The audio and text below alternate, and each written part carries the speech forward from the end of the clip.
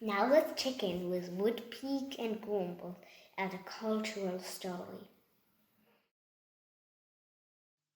Good evening, I'm Sebastian Woodpeak. and I'm Cornelius Groombles, and this is Culture View. Wars.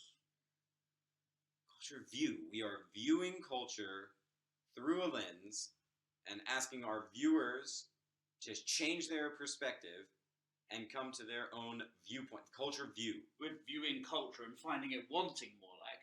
This is Culture Wars. We're commenting on the grand battle taking place in our society and declaring who should win. Battle you.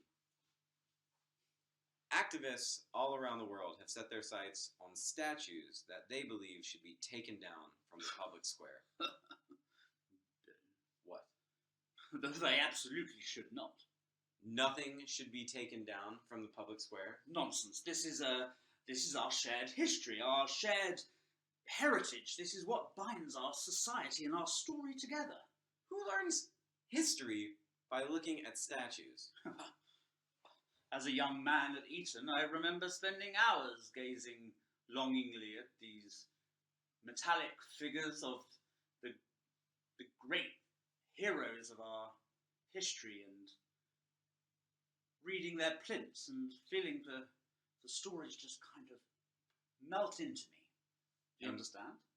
Can you repeat any of the information you learned off of these plinths? Well, can you? I didn't look at them.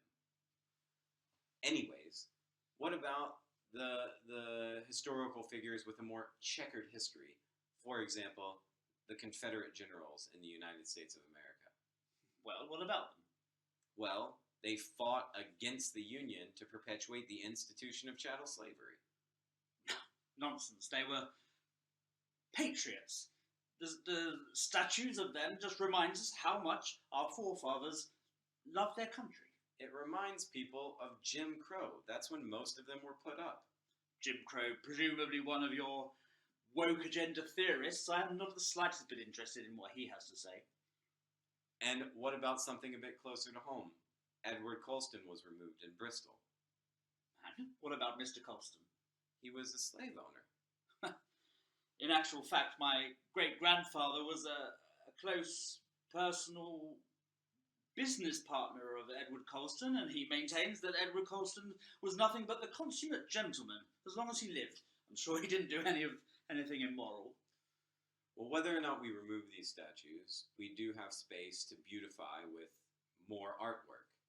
And certain people are agitating, saying that that artwork should be a bit more representative, a bit more for everybody.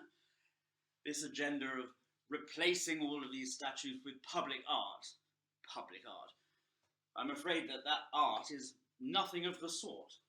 It's all abstract figures. I don't know what it. Recently, I was on a colonial tour in the third world province of Czechoslovakia, and I visited a rather ghastly town called Brno. I don't know if you're familiar with it. All of the art in this town is shaped like willies. Willies. Willies. Dicks. Cocks. I don't know what you call them in the New World.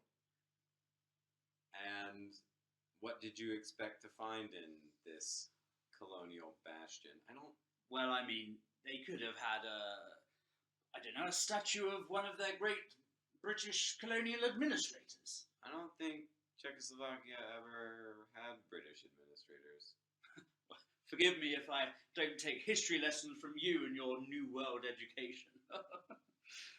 In fact, or maybe they could have if you insist on a more recent figure, maybe your esteemed President George Clinton, who liberated them from the Serbs. That would be appropriate. More than a penis. so, in your mind, what is acceptable public art? For example, biblical figures from the King James Bible, the heroes of the British Empire, as I said, obelisks, or garden gnomes. Garden gnomes. Yes, I was recently in Wroclaw, and they have lots of little statues of garden gnomes, and I found them quite delightful. Okay. And obelisks. What about them? Well, you just said all the artwork in that Brno place looked like penises. What's more phallic than an obelisk? An obelisk?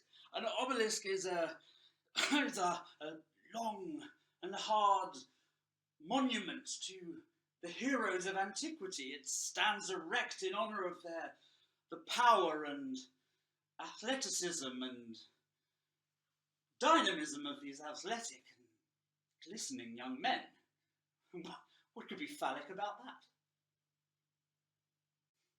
Anyways, the battle seems to be raging in here and out there.